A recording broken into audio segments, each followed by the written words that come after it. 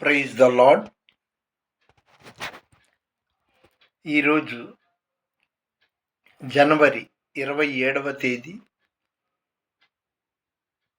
2025 సంవత్సరం.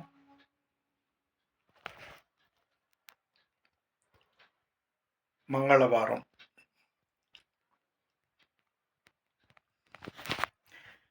దేవుని వాగ్దానం చాలా విశేషంగా ఉంది. హెబ్రీ 3వ అధ్యాయం 6వ వచనంలో ధైర్యమును నిరీక్షణ వలని ఉత్సాహమును తుదమట్టుకు స్థిరముగా చేపట్టుడి. ధైర్యం నెంబర్ 1, నిరీక్షణ ఎదురు చూడడం. ధైర్యమును నిరీక్షణ వలని ఉత్సాహమును, సంతోషాన్ని, చురుకుదనాన్ని తుదమట్టుకు స్థిరముగా చేపట్టుడి. బాగుంది కదండి. దేవుడు మాట్లాడేది ఏది బాగోదు, అన్నీ బాగుంటాయి. నిన్న అంటే రిపబ్లిక్ డే ఆదివారం నాడు గుంటూరు సమీపంలోని కాజా, అక్కడ బైబిల్ మిషన్ వాళ్ళు ఏర్పాటు చేసిన మీటింగ్కి, ప్రార్థనకి వెళ్ళాను. నేను నేల మీద కూర్చోలేనండి, బాసిం పట్టం వేసుకోలేదు. పెద్ద వయసు వాళ్ళు కొంతమంది సఫర్ అయ్యారు కింద కూర్చోలేక. అంటే స్టూలు లాంటిది, కుర్చీ లాంటిది ఉంటే బాగుండేది. నిర్వాహకులు ఈసారి అలాంటివి ఏర్పాటు చేస్తే బాగుంటుంది. 60 దాటిన వాళ్ళు కొంతమంది కింద కూర్చోలేరు, మోకాళ్ళు వంగదు. పోతే ఆ భోజనశాల దగ్గర మంచినీళ్ళు ఒక ప్యాకెట్ రూపాయి, వాటర్ ప్యాకెట్ రూపాయి తీసుకుంటున్నారు. భోజనం తినేవాళ్ళు అక్కడ ఈ కాగితం ప్లేట్ ఉంటుంది, అది 2 రూపాయలు పెట్టి కొనుక్కోవాలి. సరే, అక్కడికి వాటర్ కోసం వెళ్ళాను. ఆ స్టాల్లో సంబంధిత, అంటే బైబిల్ మిషన్ వాళ్ళకి సంబంధించిన వర్కర్లు అనుకుంటా, నడి వయసు 2 స్త్రీలు ఉన్నారు. ఒక ఆమె సాత్వికంగా ఉంది, అంటే చెవుల్లో ఇదే ఉంగరాలు, గాజులు, అంతా ధనవంతురాలిని అన్నట్టుగా. ఆమె చాలా దురుసుగా మాట్లాడుతుంది. ఏం కావాలి? పాపం ఆ అవతల మనిషి చిన్నబుచ్చుకొని వెళ్ళిపోయి మళ్ళీ నేను వెళ్ళా. మరి నా గడ్డాన్ని చూసి ఎవరో అడుక్కునేవాడు అనుకుందో, లేకపోతే ముసలోడిని గసినా కూడా మన రుబాబు, మన ధనవంతులుగా ఉన్న మన యొక్క రుబాబు వీళ్ళ మీద చూపించచ్చు అనుకుందో ఏంటో తెలీదు. ఏం కావాలి అంది. అమ్మ, సాత్వికంగా మాట్లాడు. మన దేవుడు దీర్ఘశాంతుడు, సాత్వికంగా మాట్లాడి దేవుడు. ఏంటి అలాగా ఏదో భిక్షం అడగటానికి వచ్చిన వాడిని గసిరినట్టుగా? నేను కొనుక్కోటానికే కదా వచ్చాను, మాటలు నేర్చుకోండి అన్న. ఆ పక్క ఆమె అనింది, ఆమెకి మాట్లాడే విధానం తెలియదండి అని. అమ్మ, 45-55 మధ్యలో ఉంది ఆమె వయసు, మాట్లాడడం తెలియకపోవడం ఏంటి?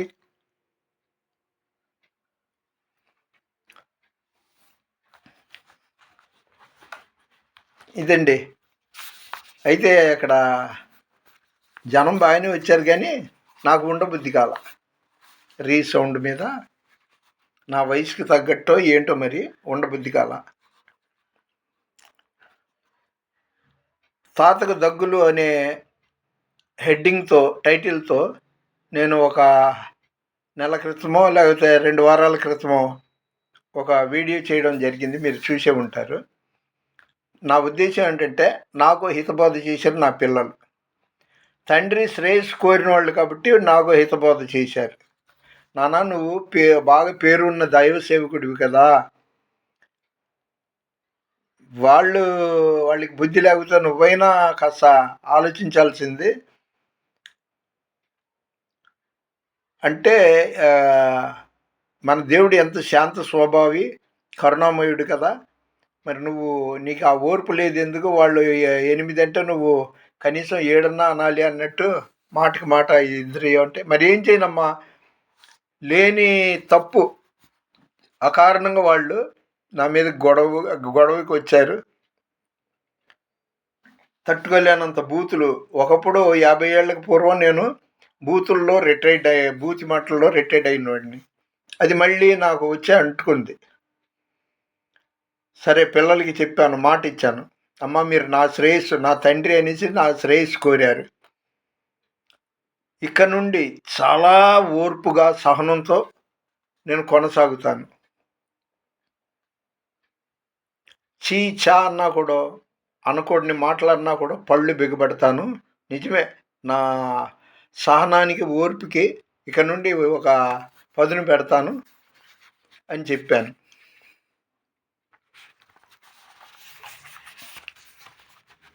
ఈ సుజాత విషయం నాకు చాలా బాధగా ఉందండి.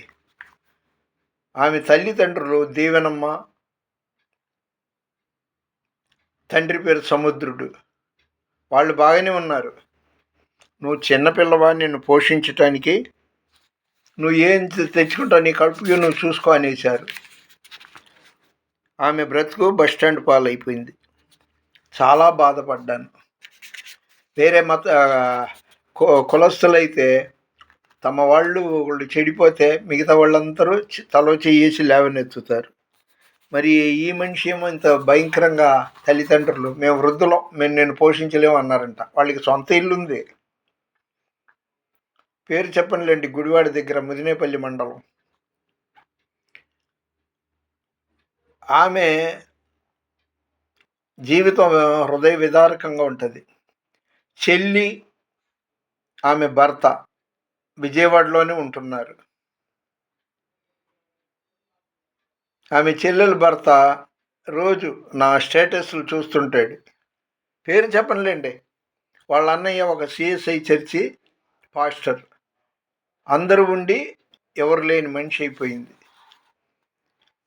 పొద్దున్న లేస్తే నాకు ఫోన్ చేస్తుంటుంది. ఆమె కోసం నేను ప్రార్థన చేస్తున్నా. నువ్వు నశించిపోయిన దాన్ని వెతికి రక్షించడానికి వచ్చిన దేవుడివి, ఆమెను కాపాడు, ఆమెకు సద్భక్తి ప్రసాదించి దీవెనకరమైన జీవితం ఇవ్వని. ఈరోజు ఉదయం కూడా ఫోన్ చేసింది. ఇవాళ ఎక్కడైనా మీటింగులు ఉన్నాయా అని. అంటే సేవకుల సదస్సులు అలాంటివి. ఆమె సేవకురాలా కాదు. ఎంతసేపు అక్కడ 50 రూపాయలు ఇస్తారు, ఇక్కడ 100 రూపాయలు ఇస్తారు, అక్కడ బైబిల్ ఇస్తారు. బైబిళ్ళన్నీ పోగొట్టుకుంటుంది. చూడటానికి 28, 26 లేదా 30 వయసులాగా ఉంటుంది. 42 వయసు. ఒక దశలో సిమ్ కార్డు ఇప్పించడానికి ఇది ఆధార్ కార్డు చూపిస్తే అందులో చూశాను. దేవుని కృప, దేవుని కృప, దేవుని కృప. కష్టం వచ్చినా, నష్టం వచ్చినా, మంచి జరిగినా, చెడు జరిగినా నా దేవుడు దేవుడే. నన్ను ఆదుకుంటున్న దేవుడు, నన్ను పోషిస్తున్న దేవుడు, నాకు ఆరోగ్యాన్ని ఇచ్చిన దేవుడు. గత 2 రోజులు రాత్రిళ్ళు ఫ్యాను రిపేర్ చేయటానికి శనివారం తీసుకెళ్ళారు కదా, ఇక ఫ్యాన్ లేక దోమలకి తట్టుకోలేక చాలా ఇబ్బంది పడ్డా. అందుకే దేవుని యొక్క కృపను నేను కోరుకుంటా. బ్రదర్ ఏసన్న గారు ఆయన ప్రతి పాటలో కృప అనే పదం వాడతారు. నీ కృప నాకు చాలును, నీ కృప లేనిది నే బ్రతుకలేను. నీ కృప నాకు చాలును, నీ కృప లేనిది నే బ్రతుకలేను. నీ కృప లేనిది నే బ్రతుకలేను. జలరాశులన్నీ ఏకరాశిగా నిలిచిపోయెనే నీ జనుల ఎదుట. జలరాశులన్నీ ఏకరాశిగా నిలిచిపోయెనే నీ జనుల ఎదుట. అవి భూకంపాలే అయినా, పెను తుఫానులే అయినా, అవి భూకంపాలే అయినా, పెను తుఫానులే అయినా, నీ కృపయే శాసించునా, అవి అణగిపోవునా. నీ కృప నాకు చాలును, నీ కృపలేనిదనే బ్రతుకలేను. నా జన్మభూమి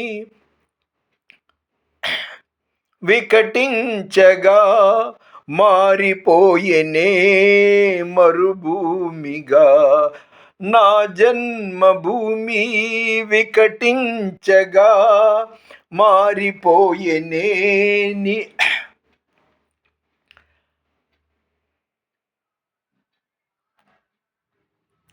మరుభూమిగా. నీ కౌగిలి నన్ను దాచెనే, నీ త్యాగమే నన్ను దోచెనే. ఆమేన్. నీ కౌగిలి నన్ను దాచెనే, నీ త్యాగమే నన్ను దోచెనే. నీ కృపయే నిత్యత్వమా, నీ స్వాస్థ్యమే అమరత్వమా. నీ కృప నాకు చాలును,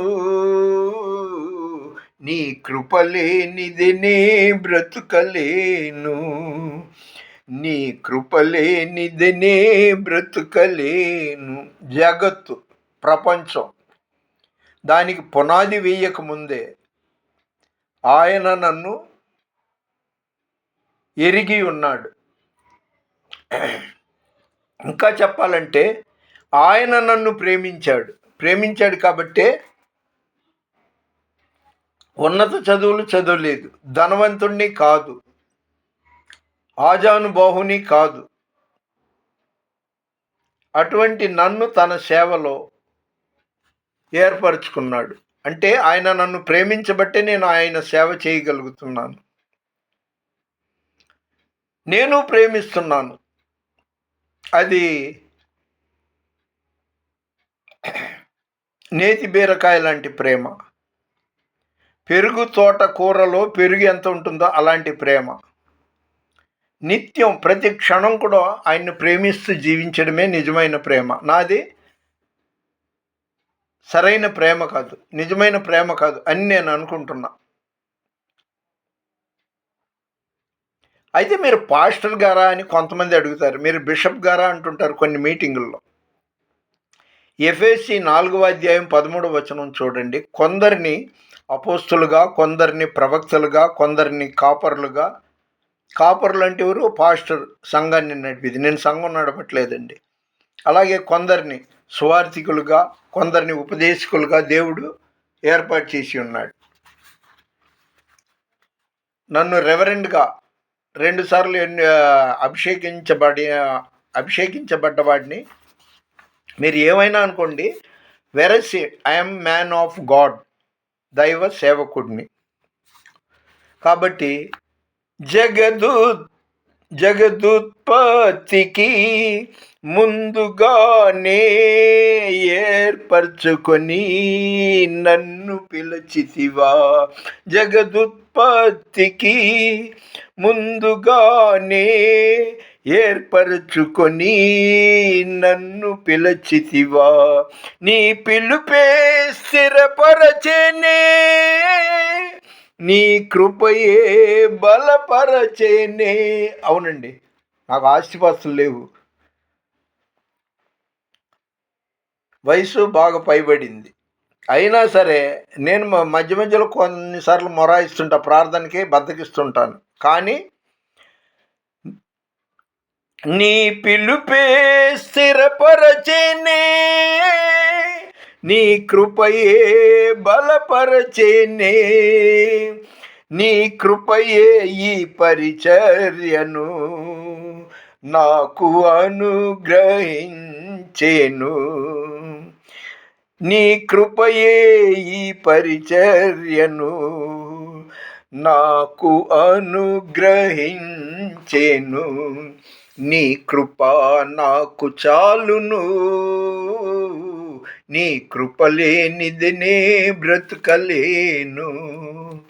నీ కృప లేనిదనే బ్రతుకలేను. హల్లెలూయా. కొంతమంది ఈ ట్యాగ్ని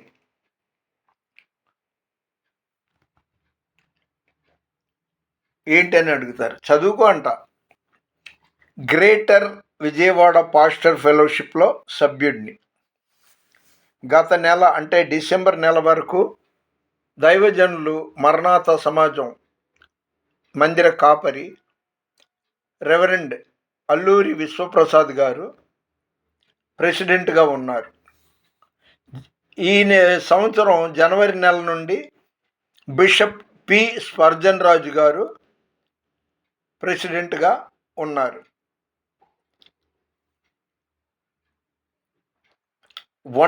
విజయవాడ వన్ టౌన్ పాస్టర్ ఫెలోషిప్లో కూడా నేను సభ్యుడిని.